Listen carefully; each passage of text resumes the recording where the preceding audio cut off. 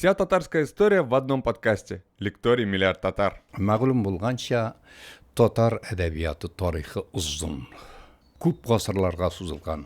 Хәтта аны кайберәүләр 2000 елдан артык дип китә. Ләкин мин инде үзем хисаплыйм 2000 елга якын дип әйтсәң, ул чынбарлыкка инде теге ныграк туры килер. Һәм бирдә менә аның гадәттә шушлай бит инде теге татар әдәбияты дип әйткәндә шартлы гына ул төрки халыклар группасына кергән һәм төркиләр инде күп кенә төрки кавемнәре халык буларак алар соңрак формалаша. Әмма бер як бар безнең татарның хәзер шушыннан нигә инде формалаша башлауы тагын да иртәрәк булган. 2018 елны мин Пекинда халыкара конференцияда булдым. Бик зур конференция, Шыңгыз Айтматов 90 еллыгына башланган Шыңгыз Айтматовны Кытайлар бик зурлый. Һәм монда бик күп илләрдән, Европа илләреннән, Америкадан да бар иде. Һәм монда Россиядә мин бердән-бер вәкил идем. Һәм мине бик әйбәт каршы алдылар. Пекин университетының профессоры ректоры гел үзенең янында гына йөртте. Мин башта аңламадым. Аннан пленар утырышта шушына икенче итепме, өченче итепме миңа сүз бирделәр. Мин инде анда татар хакында башта татарча берничә җөмлә әйттем, аннан соң татар хакында, татар-Кытай бәйләнешләр, аннан Айтматов. Шуннан бик әйбәт кабул иттеләр дә, кул чаптылар. Бераздан минем янга инде бер Кытай профессоры килде. Үзенең тәрҗемәчеләре белән. Ул инде хәзер мин моны язганда, әйткә сөйләгән дә бар. Шуна ул әйтә, менә сезнең поздравляю ди, русча әйттерәләр инде. Поздравляю, хәзер шушыннан коллега ди. Очень хороший доклад, но в одном вопросе вы допустили ошибку, диде. Мин инде русчала ул әйткәч, мин әйтәм, "Чем это проявляется? Вот вы говорите тюрки-татары". Мин әйтәм, "Ну, тюрки-татары у нас принято, ну так ведь неправильно. Тюрки это с 5 века только, а татары это великий народ до нашей эры. Поэтому вы почему скромничаете?" дип. Менә бездә шушы чыннан да теге татар атамасы ул инде теге яңа эрага кадәр шактый зур роль уйнаган. Ләкин бездә кабул ителгән инде төрки татар, татарның менә шушыннан соңрак формалашкан дип. Шуңа күрә менә хәзер төрки тарихы белән бәйлибез. Һәм монда менә гадәттә бүгенге төрки халыклар, халык булары чагыштырмача соңрак формалаша башлар. 13ләр, 14 һәм менә бу яктан караганда безнең татар халкы халык буларак инде 13нче йөздә тәмам формалаша. Монда менә шушы алтын урда, кай вакыт менә безнең Булгарны чыгаралар, Булгар фәлән, ләкин Булгар безнең бер генә өлеш ул. Һәм монда менә шушы нигә алтын урда вакытында килгән татарлар, аннан шунда Кыпчак, аннан соң Хәзәр, Угыз, башкалар кушылудан инде татар халкы формалаша. Һәм шуңа күрә менә безнең татар тарихында алтын урда искиткеч һәм тип рольне уйный. Һәм шуңа күрә менә гадәттә әйтәләр инде татар халкы шушы Булгар чорыннан, Булгар бер өлеш инде 13нче йөзләрдә формалаша башлый, 14нче йөздә инде формалаша. Шуңа кадәр булган язма әдәбиятны инде фәндә кабул ителгән, ул инде төркиләрнең уртак мирасы дип. Һәм менә без шулай да карыйбыз. Борынгы инде монда әдәбият тарихыннан билгеле, Урхун Енеси язмалары, башкалар, анда теге кайбер ниләр язма истәлекләр бар.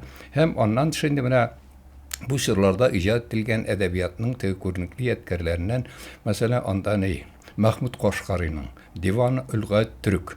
Ул күп томлык менә шушыннан сүзлек ул. Анда сүзләр дә бар, анда әдәби текстларда, аннан фольклор әсәрләрдә. Ул 1072-1074 елларның Мәхмүд Кашкарый дигән кеше тарафыннан шундый төзелгән. Һәм анда менә инде теге иллюстрация өчен тел күренешләренә иллюстрация рәвешендә мисаллар китерә. Һәм шушында менә аның кызыклыгына теге фольклордан алынган. Мин менә кай вакыт безнекеләр әйтәләр, чөнки ниләрдә язма теге сөйләм теле азрак үзгәрә. Язма тел ничектер теге консерватив рәвештә килә бездә теге 19нчы йөздә дә без аңламаган сүзләр бар. Менә монда элеккеге фольклор әсәрләренә карасаң, анда инде безнең бүгенге татар теленә шактый гына аңлашылган сүзләр бар. Менә мин шулардан берничә мәкаль әйтемне укып таныштырып китәм. Булай. Бер төлке тиресен икелә суймас. Бер төлке тиресен икегә суйып булмас. Яисә буздан су тамар. Менә бит буздан теге чын татарча дип әйтерлек. Аннан хәзер йыгач ишына ел тигәр, күрекле кешегә сүз килер. Агач ишына җил тияр, матур кешегә сүз тияр. Сүз килер. Аннан куш кылыч кынга сыгмас. Кыш конагы ут. Кыш конагы ут. Кышның кунагы ут. Күзден яраса, күңелден еме булыр. Еме ярар. Күзден яраклашса, күңелден де яраклаша. Мәгънәле бит. Хәзер шуна. Аннан соң тигермәндә тугмыш сычкан күк күкрегеңгә курыкмас. Менә бит тигермәндә тугмыш сычкан күк күкрегеңгә курыкмас. Бик мәгънәле һәм тел ягына менә шушына ниләр инде аңлаешлы. Хәзер менә монда бу инде мәкаль әйтемнәр. Буларны күпләп китергә мөмкин. Буларны безнең галимебез мәсәлән, нигә мәрхүм Хуҗи Мәхмүтов бик әйбәт өйрәнеп, аларның шушы оригиналда китереп, аннан соң хәзерге телгә вариантларын китереп бик әйбәт өйрәнгән иде. Инде монда шигырьләр дә китерә. Шигырьләр менә ниләргә аларның шигырьләрнең бер өлеше теге индивидуаль авторларныкы, берсе халыктан алынган, әмма авторлар күрсәтелмәгән. Мәсәлән, мондыйрак. Ялкын аның күзе, ялвын аның үзе, тулун аның йөзе, ярды мәнең йөрәк. Әйдем аңар сәвек, безне таба нилек, киштең язы кәрик, кырлар аша бәзүк. Әйде, сәнең узу, әмгәк тәлим узу, йомышар катык узу, күңелем саңа йөгерүк. Менә хәзер тәрҗемәсен укыйм мин моның. Сихрле аның күзе, ялкынлы аның үзе, тулган айда йөзе, менә тулган ай шүрәте, тилгәләде йөрәгемне. Әйттем аңар сөйеклем, безгә таба ничек, киштең киң далаларны, кырларны, биек тауларны. Әйтте, сиңа килү юлы күп газаплы үзе, әмма йомышы каты юлда, чөнки күңелем сиңа ашкына. Яй күркенә инанма, яй күркенә. Яй. Сулар үзе таянма. Әсизләгән ануның tildə şıqar ədgü söz. Jey күркенә ышанма. Jeyni элек инде язны jey дип йөрткәннәр. Су өстенә таянма. Явызлыкка алынма, тилеңнән яхшы сүз чыгарды. Һәм монда теге мондый мисалларны күпләп китергән мөмкин. Менә буларны теге борынгы төрки уртак хәзинә дип караганда, бу да татар әдәбиятына, фольклорына шактый дәрәҗәдә мөнәсәбәтле. Инде хәзер язма истәлекләрдә алар туган, алар күп булган, ләкин инде кызганыч ки бер өлешенә сакланган. Һәм менә безнең шушы элеккеге борынгы төрки чорда, гомум төрки әдәбиятта инде иң бик урынны алып тора торган әсәр ул Йосыф Баласагунның Кутатку билек әсәре. Йосыф Баласагунны үзе 1019 елны туган. Баласагун шәһәре хәзерге Кыргызстан белән арасында, теге Кытай арасында, бу инде шәрқи шушы төрки уйгырлардан чыккан, һәм аның үзенең бу Кутатку билек әсәрен 1069 елны язып төгәли. Ул зур күләмле. Анда 14 меңгә якын шигырь юлыннан, күз алдына китереп 14 меңгә якын шигырь юлыннан. Һәм менә бу әсәр еш кына чагыштыраларына грекларның теге бар бит Илиадалары, аннан соң урысларның теге Ставрополк игереwe, аннан соң ниләрнең фарсыларның шаһнамәсе белән менә шушындый бүйек әсәр бу. Һәм менә бу әсәрнең аннан менә шу үзе Йосыф Баласагунны Йосыф Хасхаҗип та дип йөртәләр. Үзе бик теге укымышлы гаиләдән чыга, һәм аннан соң инде әле ул шушында зур нигә Караханилар дәүләтендәге нинең баш вәзире дә булып хезмәт итә. Хасхаҗип дигән. Һәм менә бу әсәре аның берничә кулъязмада килеп җиткән. Һәм тагын шунысы кызыклы, аның бер кулъязмасы моның инде нидә безнең Идел буенда күчерелеп, аннан Каһирәгә барган, аннан соң хәзер аның берсе ниндидер юллар белән нигә Европага эләгә, һәм берсен безнең татар башкорт галим булып танылган чынлыкта ин татар нигә анда Зәки Вәлиди наманган Фиргана шушы тирәлә Урта Азиядан 1912 елларны таба.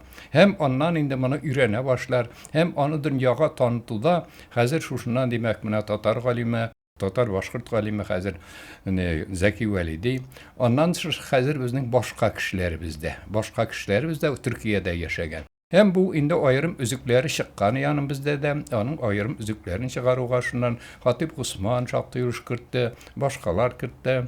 Аннан хәзер рус теленә тәрҗемә ителде Иванов тарафыннан, Сергей Иванов күренекле шушында урысның теге тюркологы. Аннан соң бездә аерым өлешләр дигәннән инде һәм менә арабыздан китте, бик зур галим кеше иде ул. Нигә Рифкат Әхмәтянов моны хәзерге телгә инде тәрҗемә итеп, аны башта журнал, безнең Мирас журналы басты. Аннан соң инде ниләргә аерым китап итеп шушы безнең Мирас журналы аерым китап итеп дә бер 2-3 ел элек бастырды. Аннан соң аның аерым өлешләре менә безнең шушы әле күптән төбенә тулган минем сабакташым Әтхәт Синеголов та аның бер өлешен нигә күчергән татар теленә. Аннан соң Кытайдан Урта Азияга кайткан Хәмит Төхви менә шушындый әсәр. Бу китап, бу әсәр хакында Кытатку билек бәхет китабы дип әйтәләр. Идара итү турында китап. Кут әдгү билек китап туплам мәгънәсендә инде ул шушы. Һәм моның хакында бик күп язылган. Бик күп теге бездә дә язылган. Минем үземнең дә язган рус телендә, башкалар инде аның буенча сөйләргә. Бу гаҗәеп менә фикергә бай. Анда теге афористик мәгънә, тирән мәгънә. Хәзер ул безнең халкыбызда элек-электән укылган һәм инде ул менә шушы халкыбызның теге юнәлешен билләүдә, аны укымышлы итүдә, аны әдәпле, әхлаклы итүдә гаҗәеп зур роль уйнаган. Моның хакында менә сөйләргә әйткән хәзер шуннан берничә генә үзек укып күрсәтәм. Тәрҗемәсен алмадым мин. Монда теге хәзерге татар теленә тәрҗемә чөнки кайбер иркен урыннар бар. Һәм монда менә улайрак мин бармын инде. Үзем мин оригиналда алдым да шунда ук теге хәзерге телгә тәрҗемә итәргә менә алынам. Бездә кайберәүләр булай ди. Менә элеккеге текстларның телләре авыр бит. Алар аңлашылмый. Бу табигый язма әдәби тел теге ул искерәк. Мин алдан да әйттем. Анда теге искерәк элементлар күп була. Мәсәлән, урысларның савап алку игрыбысын хәзерге урыс кеше юнә аңламый да. Безнең әле язма телләрне менә монда хәзер укытатку билекләрдән Мәхмүд Кашкарый башкалардан күп өлеше аңлашылып тора. Менә аннан берничә үзекне генә укып күрсәтәм. Ул төрле мәсьәләләргә багышланган. Идара итү мәсьәләсенә, тел турында, билем турында, һөнәрчелек турында, өйләнү турында, хәтта ничек үзеңә менә шушыннан инде иләр кияү ничек сайларга була, килкәләш ничек сайларга була, алар буенча барсы да кенегә шушыннан ничек дип киңәшләрен бирә. Укушка билеккә бу тылмаш тел. Ярутгачы ирне юрук телен бел. Ягъни укуга, билимгә тылмаш ул бу тел. Кешене нурлаган нәрсә тел ул бил. Кешене нурлаган нәрсә. Кишек тел агырлар, булыр кул кот кеше. Кишек тел ишсызлар, ярыр ирбашы. Кешене тел хөрмәтле, бәхетле итәр. Кешене тел ишсызлар башын ярыр. Тел арыслан турыр, күр ишектә ятар. Аны әллүк арсык башыңны йыпар. Тел ишектә читлектә яткан арслан кебек, аның белән бераз гына саксызлык башыңны ашар. Менә шушындый рәвештә телне төрле яктан килә. Хәзер монда инде менә икенче бер бүлегеннән ике генә страфа алам билем турында. Билекне бәдүк бел, укушны улук. Бу ике бәдүктер өдөрмөш кылу. Bilimni büyük, ukunu uluk bil, bu ikige kulluk kılgan büyük bulur. Bilik мәгънәсе bil, ник үтир bilik. Bilik bilsə ötürü yarar irdəik. Bilim мәгънәсен bil, ni dip әйтер bilim. Bilim bilgən kişi belə qazalardan yaraqlaşa. Biliksiz kişi barşa iyilik bulur. İyilik imləməsə kişi tərq ülər. Nadan kişilərinin barşası avru bula. Şirin davalamasa kişi bik tez ölə. Менә шулай дәвам итә. Һәм хәзер монда менә шагыйрьләр турында. Шагыйрьләрнең алар нигә әйтәләр инде ул теге кылычтан йитигрәк буларның теле ди. Шагыйрьләрнең теле кылычта үткенерәк. Янә кылда енишкә бу хәтер юллар. Хәтер юллары кылдан да нишкәрәк ди. Татык енишкә сүзләр укайым дисә, булардан ишет сүз укылгар баса. Татлы үткен сүзләр билим дисәң, буларны тыңла, аларның сүзләре җиңел аңлашыла. Алар үксәләр үкте илгә барыр. Калы сүксәләр аты артып кал. Алар үксәлә әгәр дә син алар мактаса, син тарихка бөтен уңай исемен кала. Даның кала. Инде алар сүксәләр син тиге юкка чыгасың. Менә шундый бала, һөнәрчеләр башкалар турында. Менә бу кытатку билек инде. Хәзер бу чорда яна теге иҗат ителгән төрки әсәрләрдән 12нче йөздә иҗат иткән ни бар? Һибәтел Хакаиq Әхмәт Югнәки. Аның да менә әсәре ул зур түгел 500дән артык. Аның не страфа 2 еллык страфа. Һәм анда менә нәкъ шушы кытатку билек рухында. Булар бездә укылганнар. Инде хәзер менә борынгы төрки чордан хәзер безгә килә торган яткәрләр арасында, авторлар арасында Әхмәт Ясауи белән Сөләйман Бакыргани бар. Әхмәт Ясауи, Сөләйман Бакыргани. Аларның туган еллары билгеле түгел, инде үлгән еллары Әхмәт Ясауиның 1166 ел, инде Бакырганиның Сөләйман Бакырның 1186 ел. Bularning her ikisi de Orta Aziyadan, Bukhara, ne tirelerinde, mine Türkistan hazırgi tirelerinde şunысы var. Ne de Yesevi degen yası mine hazırgi Künce Kazakistan'daki Türkistan kolasının tevgi ismi yası bulgan. Mine şunda kübrek yaşagan, hem şunda jirlengen de. Hem minin neyine mine şu kabir üstünde Aksak Demir zor tüge kurulma kurdura. Hem mine mında baru indi ul eligilikten şuşunda Müslümanlarının izgi urunu hesaplana. Eyteler bulay deyip, neyde indim hacıga baru hazır şuşundan. Nege Arabistan'da Muhammed Peygamber'e hazır barız. Amında indi neyde Muhammed Peygamber urunda ney? Ahmet Yesevi. Ahmet Yesevi Sufi bularak da bilgili, şair bularak da bilgili, okutuşu bularak da bilgili, Bakırgani, olardaki Bakırgani onun şakirti. Hem onların eserleri şul tikli bizde kim tarala. Mine onların icatları bizning tevkub kine şairlerge, avtorlarga, şul isepten onda Mahmud Bulgariga, Hisam Katibke, ondan Şimavla Kılıga, 19. yüzlerde mine şunday, hatta Tukayga da mine şuşların tesiri var. Ondan sonra mine bizde Bakırgan kitabı okula, ul medreselerde, Tatar medreselerinde oku kitabı revşinde, hem bunda mine bu Bakırgan kitabında Süleyman Bakırgani'nin şiirlerinden Ahmet Yesevi hem başka şairlerin eserlerde toplangan. Mine bularının teki sufişilik ruhunda, ahlaki ruhta, hem onların til stil yağından şakti anlayışlı, hem bunda mine olar indi şuşu şiiri söz bilen, indi kingeş bilen olar kişini teki Hudayi Teala'ga yakın aytırga umtulalar. Olarda mine muhabbet turunda söz alıp barayga en birinci şiratta kişinin Hudayi Teala'ga muhabbeti, ilahi muhabbet hakkında söz bara. Hem olar indi boylıkka kızıkmasqa, nige don şöhretke kızıkmasqa, nilerge hazır hakimiyetke kızıkmasqa, kişige ömür uzun kamilleştirirge verilgen, uzun paklandırga, hem sin indi mine Hudayi Teala singa paklanırga mümkünlük bire, hem indi benim bunu işitken var, nini bir hadiste de eytilevun. Hem bunda mine şuşu mümkünlük kişi uzitiliyken tege dünyaga indi ol şuna Hudayi Teala ve qavat kuşlarga indi ol kungilin paklap kitibi mümkünçiligi var. Hem mine şunday şiirleri onun. Mine onun şiirleri şaktığına bizde tege başta kul yazmada tarala. Ondan şimdi 19. yüzde kat olar basılıp çığa, 20. yüz başlarında indi Ahmet Yesevi, Süleyman Bakırgani bizim özümüzün Tatar edipleri, şairleri gibi bizde şul tikli popüler ola yığıntıyası. Indi hazır bir neçe mine neden şu üzük okup görsetem. Gafu kılgıl günahımna, şiiri yakları kişilerinin. Күңелем кышы шар дайым канат туқып. Күңелем кышы шар дайым канатын шушында селкеп. Ике күзем нәдәмәттә канлар түгеп. Ике күзем нәдәмәттә кайгыда хәзер шуны. Тән үлтереп, риязәттә тизен шугып, риязәттә үзеңне шикләп теге, я илаһи гафу кылгыл гынахымны. Наданлыкта кылган эшем барча хата, тәүбә тәкъсир әйләмәдем, якам тота. Gərdenme tavuk yanlık salıp huta, muyinga hazır şunday tege şarf beyleyen şekilde, indi ya ilahi gafu kılgıl günahını, dünya sıyıp, din sevdesini ütkerip min, yazık yığın, eyl dostlar bütkerip miyim, min dünya artından kuup hazırındı, günah mına şunday özümne yazık yığın arttırgamınday.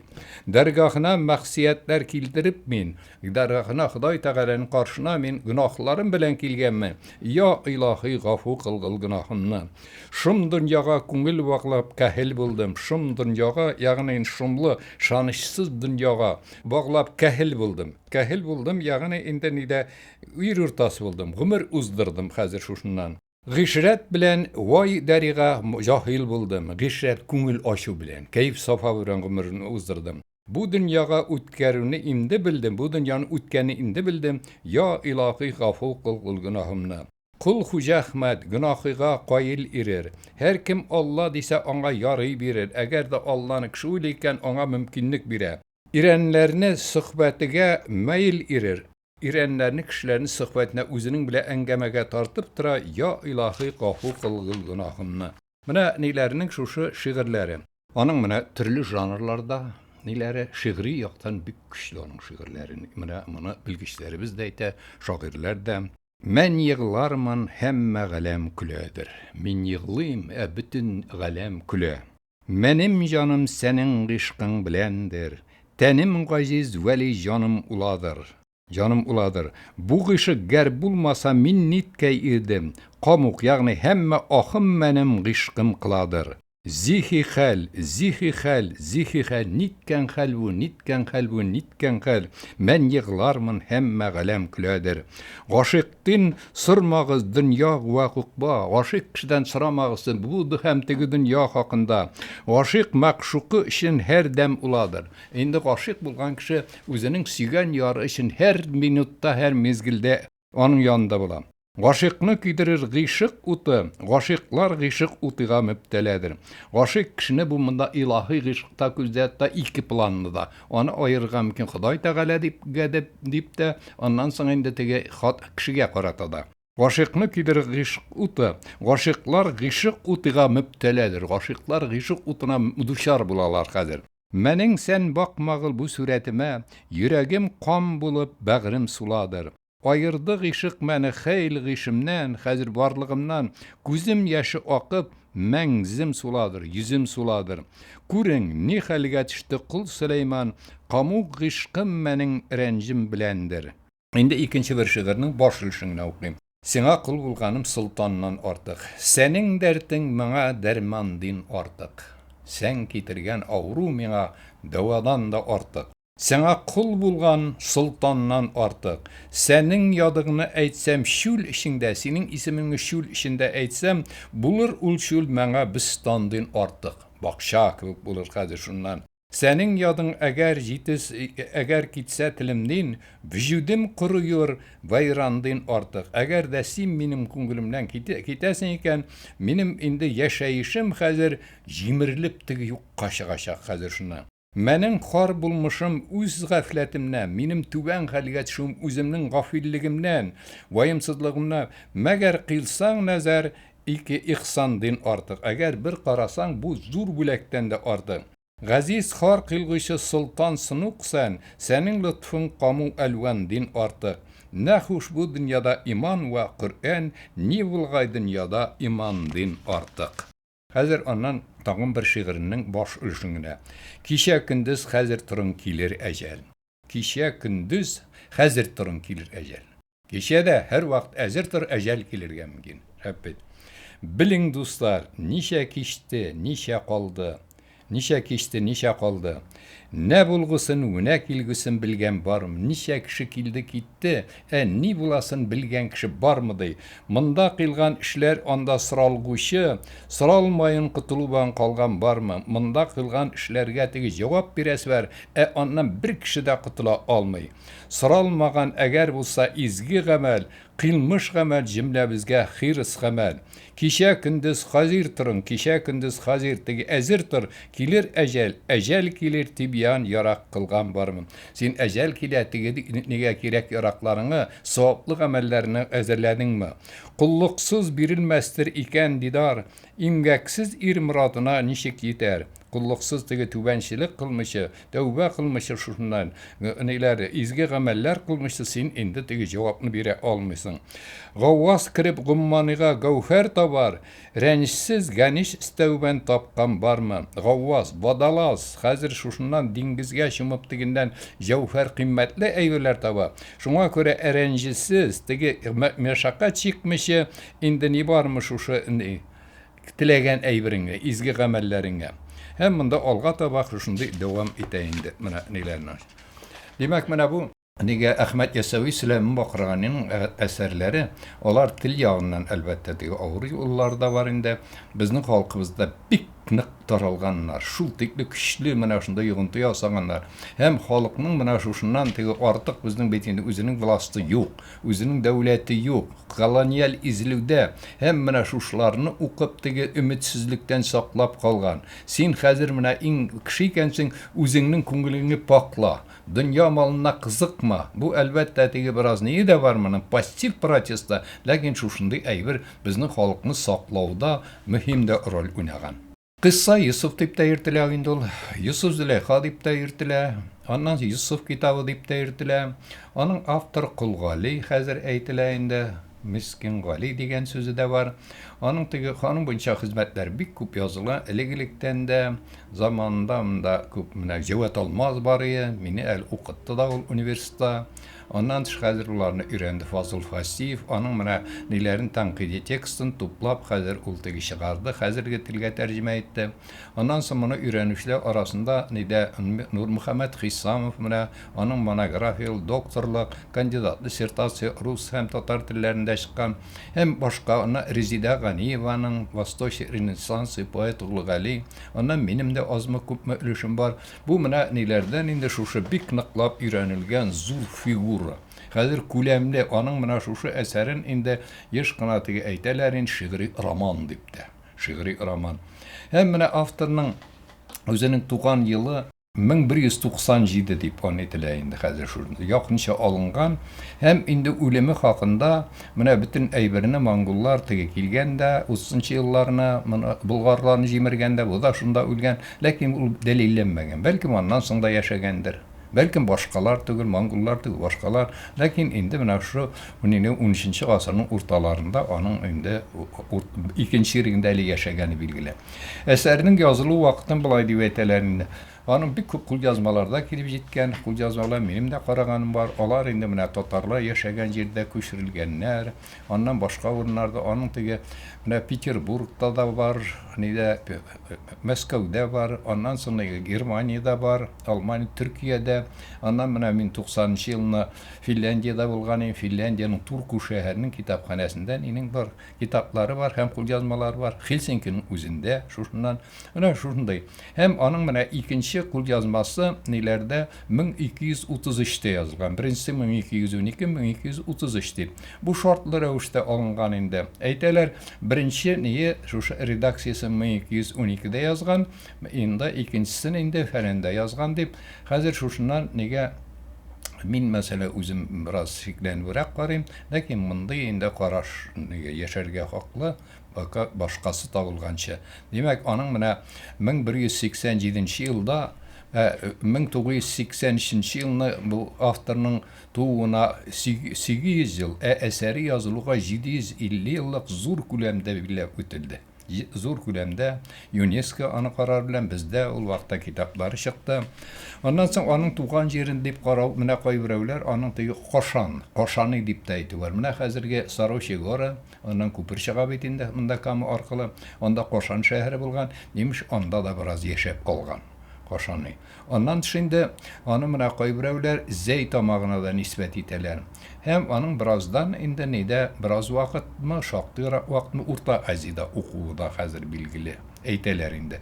Менә шундый тормыш вакытында башка әсәрләрнең барлыгы без белмибез. Һәм менә бу Кулгалиның бу әсәрен инде төрки татар дип түгел, без болгар татар. Чөнки менә булгарган мөнәсәбәттә болгар җирлегендә алтын урдалар төзелгән язылган, ләкин шунысы тел ягыннан аңа тикле булган текстларда әллә ни аерылмый. Ана кулъязмалар дигән кулъязмалар күп инде анда нигә Октябрь инкыйлабына кадәр ул нигә 100гә якын басылган. Беренче басмасы аның 1839 елны Казан университетында чыккан. Аның тәнкыйди менә күчергәндә бит кулъязмаларын төрлечә күчерә. Хәзер менә ул хәзер генә без элек ничек булган күчермәскә тырышабыз. Ул вакытта булай каралган, күчергән вакытта кешенең илһамы килә икән, тегене авторны үзгәрткәндә үзенекен истәп куйган. Я булмаса хәзер башка ур күчергән улан. Менә шунда структур төзелеш ягында. Монда да шундый ниләр урыннар күп.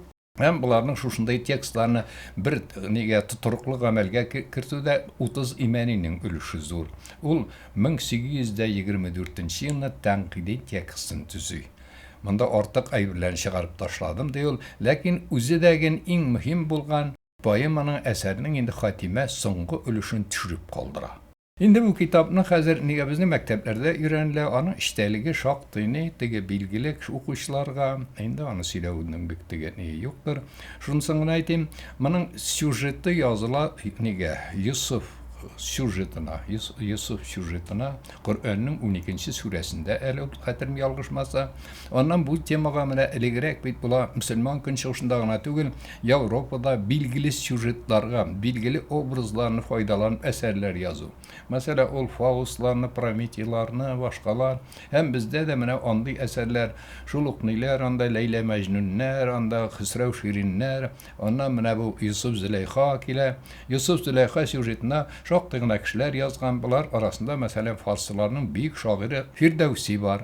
Ondan sonra Jami yazgan, Türkilerden mene şuşu birinçilerden bulup bu süjetke müracaat ite, hem özünün tigi şuşu, hem iştelik yağından, hem tigi idiomatik, estetik yağdan ne bulgan, boy bulgan eserin tudura.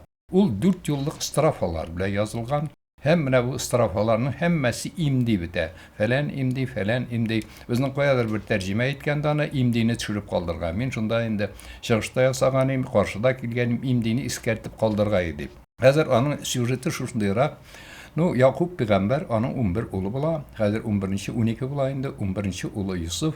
Kolgan ullarına qaraganda Yusuf'unu qarak yarata. Mağa onun oğaları künleşe de hazır onun yuq iterge ulilar.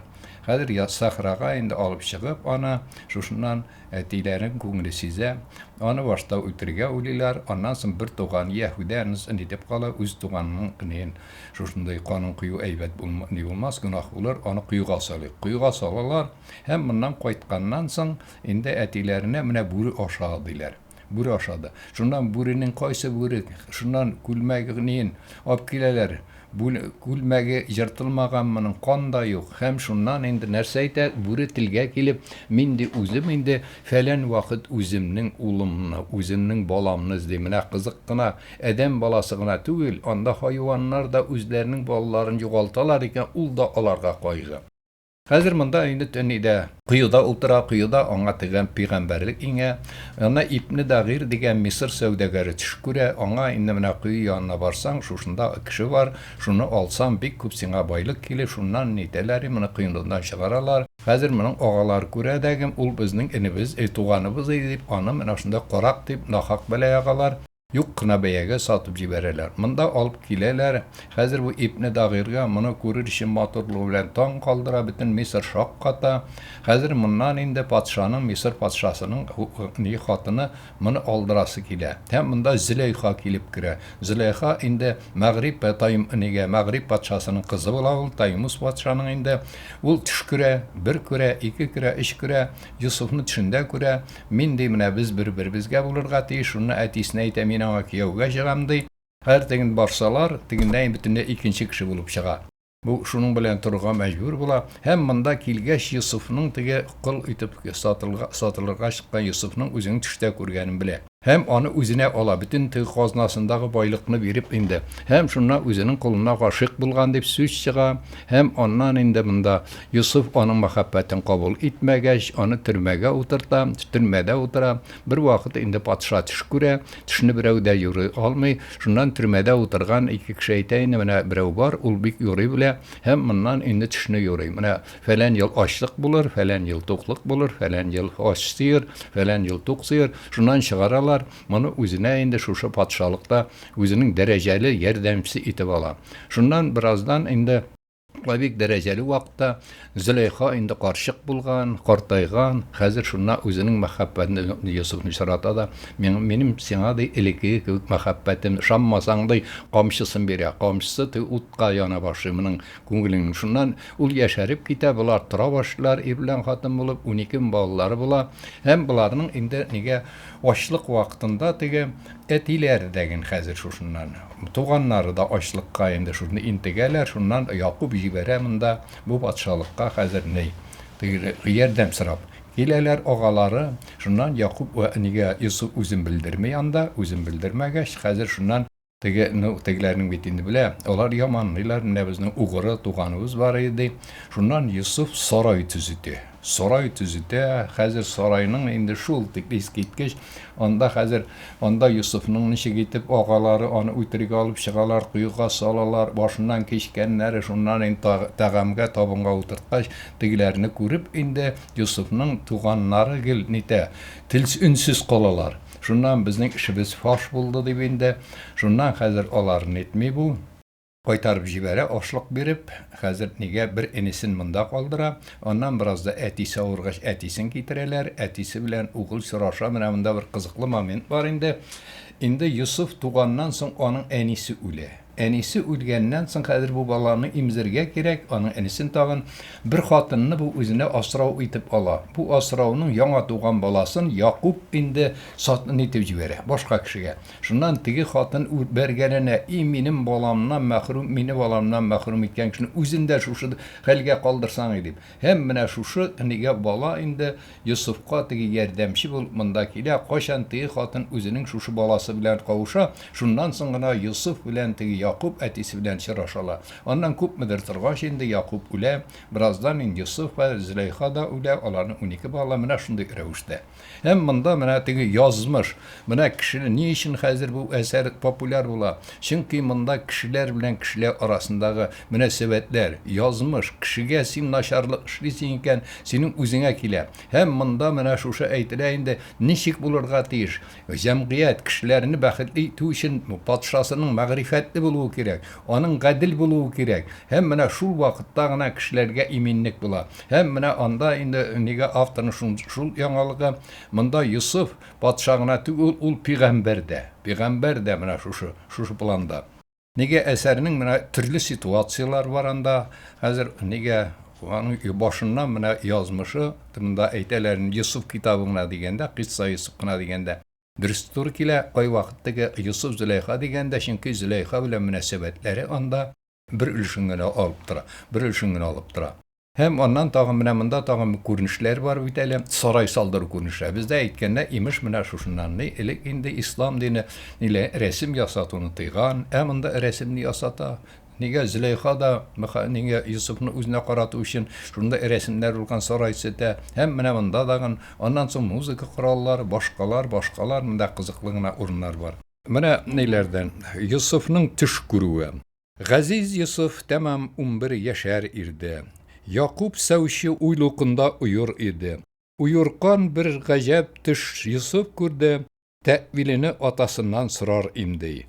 Дугар көн, тулун ай 11 йылдыз, дишим ишрә сәҗдә кылды баңа дип-диз. Ушбу дөнья буйла күрдем һич гымансыз, я әбәти, монда тәвил әйгел имди. Анда Якуб Йосыфның төшен юрды, тәвилене мүбәрәк әйтер ирде. Өмиттер ки Мәүләдән мәдәт ирде, сиңа гыйззәт ва рифкат күренер ирде. Мин инде монда оригиналын кыскартам, калган өлешеннән шу тәрҗемәсен әйтәм инде укыйм. Газиз Йосыф тәмам 11 яшәр иде. Якуб сәүче итәгендә йоклар иде. Йоклаганда гаҗәп бер төш Йосыф күрде, төш мәгънәсен атасыннан сорар инде. Нурлы кояш, тулган ай һәм 11 йылдыз. Шул төшемдә сәҗдә кылды миңа төп-төз. Бу төшемне шулай күрдем. Һичбер шиксез, я әткәем шул төшемне юра инде. Якуб шунда юрап бирде аның төшен. Булыр диде бәхетле һәм котлы эшең. Хуҗабыздан, ягъни теге хуҗабыздан, Аллаһ Тәгаләдән ярдәм иңәр синең өчен, сиңа хөрмәт һәм бөеклек килер инде.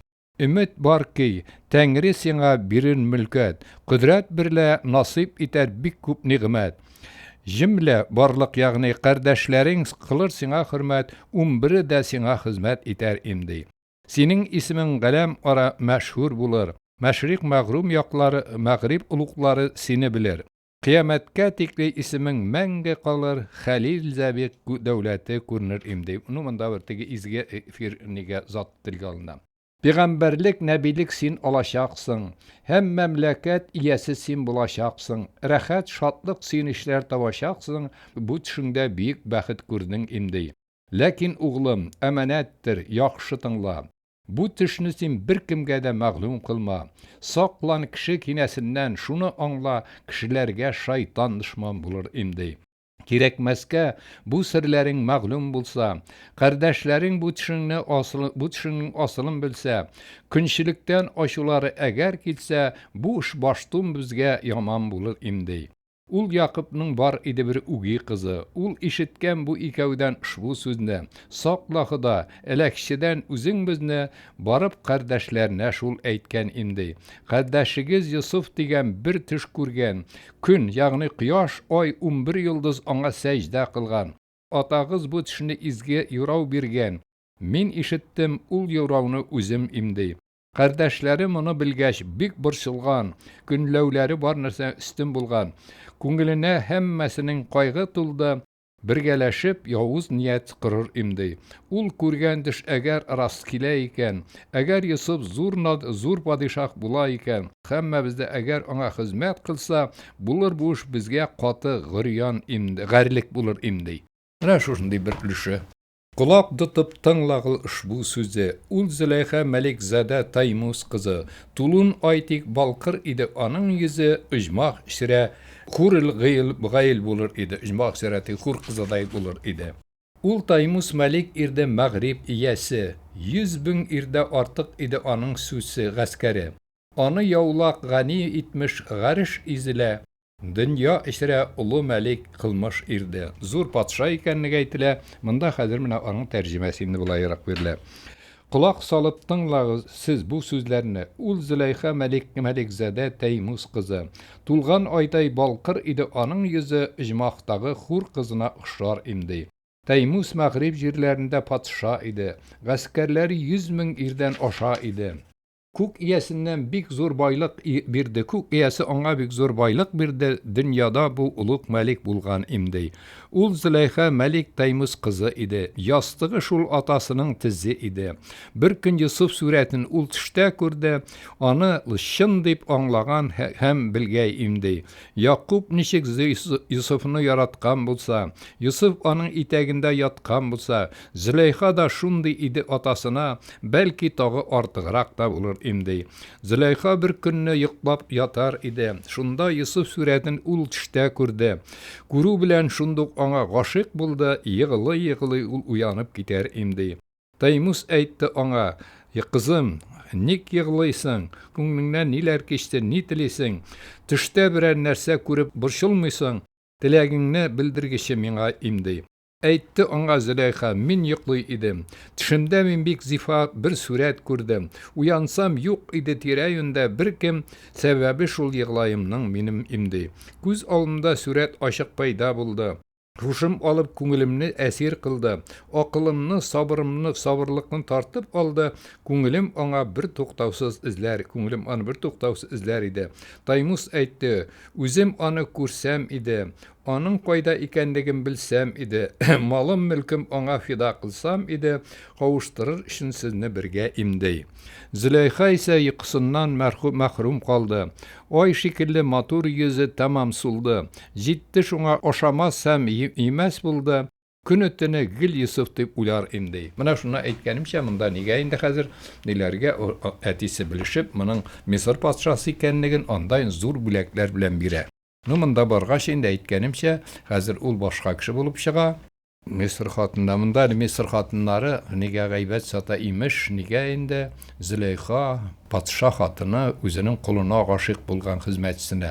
Шуннан инде Зөләйха табын җыйдыра, Мисырның бөтен хатыннарын алларына тегеп шак белән чәнчекниләр куя кисәргә. Бер заман залга инде шушында Йосыф керә. Алар инде табын ризыкларын кисәбез дип тегене бармакларын кискәннәрендә сизмиләр. Һәм әйтә: "Менә мин аның белән һәр чак сез бер күрүдә менә шушындый хәлгә калдыгыз" дип. Йосыфның зинданга керүе әйткәнемчә, хәзер теге Йосыф инде Зөләйха үзенә карамагач, инде Йосыфны гаепли. Миңа менә начарлык кылырга теләде дип инде. Хәзер Йосыф теге әйткәнемчә, Йосыфның агалары монда килә бит инде. Шушы ачлык елны хәзер инде Йосыф ул вакытта теге патша дәрәҗәсендә. Хәзер буларны әйбәтләп кабул итә, агалары моның белми кем икәнлеген, һәм сарай төзетә. Сарайда теге менә шушыннан үзенең башыннан кичкәннән. Һәм монда табынга менә бу агаларын утырта. Менә шушы. Әмір бирде Йосыф төзүчеләр килсен, гаҗәп бик таза сарай бина кылсын. Ул сарайның буе 40 аршын булсын, биеклеге дә шул кадәр булсын имди. Ясасыннар анда Якубның сүрәтен һәм яна угланнарының кыяфәтен, аларның Йосыфка ниләр күрсәткәнен һәммәсе дә ясасыннар анда имди. Алдап аны атасыннан алулары, шишендереп тар кыюга салулары, үтерергә аны ният кылулары һәммәсе дә ул диварда булсын имди. Ул кыйдан чыкка шунда килүләре, кулыбыз дип ялган сатып кылулары, яна сатып бик аз бәһә алулары, иш гайбен санауда язылсын имди. Газиз Юсуф аннан бик зур мәҗлис иде. Бу мәҗлискә бик күп нигъмәт әзер кылды. Кунакларга төрле ашлар куйды. Кардәшләрен шул сарайга дәшәр имди. Кардәшләре ул сарайга килеп кирде. Сарайдагы рәсемнәрне Рауил күрде, бер туганы инде моның. Шыпырт кына һәрберне мәгълүм кылды. Безнең батыл, безнең бузык кешеләребез дияр имди. Атабыздан Юсуфны алуыбыз да, аны кайгы хиҗафага салуыбыз да, Юсуфка нинди эшләр кылуыбыз да һәммәсе дә сүрәтләнгән монда имди. Бу 10 кардәш сүрәтләрне күреп имди. Яман гамәлләр өчен бик үкенде. Мондый гынах әтиле эшләреннән тәүбә кылды, ашау-ишү кайгылары китте имди. Юсуф әйтте: "Күтәрегез башыгызны, багышладым бөтен бузык эшегезне, багышладым. Кайгырмагыз, гафу итәм бүген сезне, кичерәмен сагайбыгызны" дияр имди. Алар башларын күтәреп күрештеләр, күзләрендә яшьләр түгеп йыглаштылар, һәммәсе дә ахлар ырып иңгәрәштеләр. Моны күреп фәрештәләр йыглар инде. Менә монда бер як бар. Теге Юсуф менә шушы әсәрдә гаур чырлар. Нигә хөкемдар дәрәҗәсендә дә кан кую юк. Кешеләрнең менә әхлакый яктан, теге рухи яктан үз гаипләрен үзләрен тануы. Шушы иң аның өчен теге төп максаты. Әсәрнең битеме.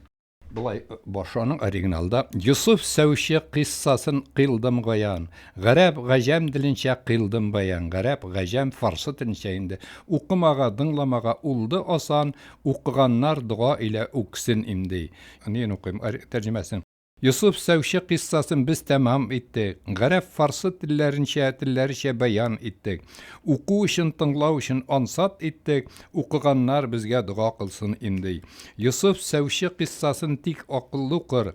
Тыңлаучының күңеле ирер, яше агар. Менә ничек әдәбиясының тәэсире. Агзасыннан языклары чәчелеп чыгар. Рәхим аңа игелеген бирә инде. Укымышлы бу назымны сөйләр булса, һәм гакыллы кулак салып тыңлар булса, сөйләүче һәм тыңлаучы бер дуа кылса, кабулчы зат аны кабул кылыр имди. Укыганнар, тыңлаганнар дуа кылыр. Бу зәгыйф кул дуа көтә, Тәңре белер. Дуа белән күп гынахлы кичерилер, ярлыкауга алар лайык булыр имди. Гәүһәр таш, ләкин һәр таш гәүһәр булмаз. Тикмә кеше гәүһәр кадерен белә алмаз. Бу назымның кадерен белер бары ахмак белмәс. Гакыллылар тыңлар, аңлар белер имди. Гакыллылар тыңлар, аңлар белер имди. Ай-хай моны тикмә кеше төземәде. Зихне ким кеше моны яза алмады. Бу зәгыйфның шушы назмы аз булмады. Рыбагые үлчәмендә торсын имди. Менә автор үзе хакында рыбагый, ягъни 4 юллык строфалар белән. Аты Гали менә үзе хакында. Аты Гали моны төзгәй зәгыйф кылның. 24 ижик итеп тезде моны. Ярлы Касим бу я рәхим. Мин гаси кылны рәхмәтеннә өмеш итәм имди. Өмет тота бу гынахлы син мәүлигә. Син юмарт, син рәхимле һәм мин изгегә. Мәрхәмәт кыл, я рәхмәт, я рәхим ул кул Галигә. Кайгылы бу күңелемдә син шат, кайгылы бу күңелемне син шат кыл имди. Я Ходай, бу кул хаҗәте сиңа мәгълүм. Мин зарлының мөнәҗәте сиңа мәгълүм. Я рәхмәтле, я шәфкатьле, кылма мәгърүм. Ахыр тыңла миңа иман син бер имди. Бу Мәүләдән ярдәм җиңү килгән көндә. Изге Рәҗәб аеның нәкъ уртасында һәм тарихның нәкъ 630-ында бу зәгыйф кыл бу китапны төзде имди. Булышлык һәм зиһен кеше хактан инде. Илһам бүләк итүенә шөкер кылдым. Бу вакытта бу китапны тәмам кылдым.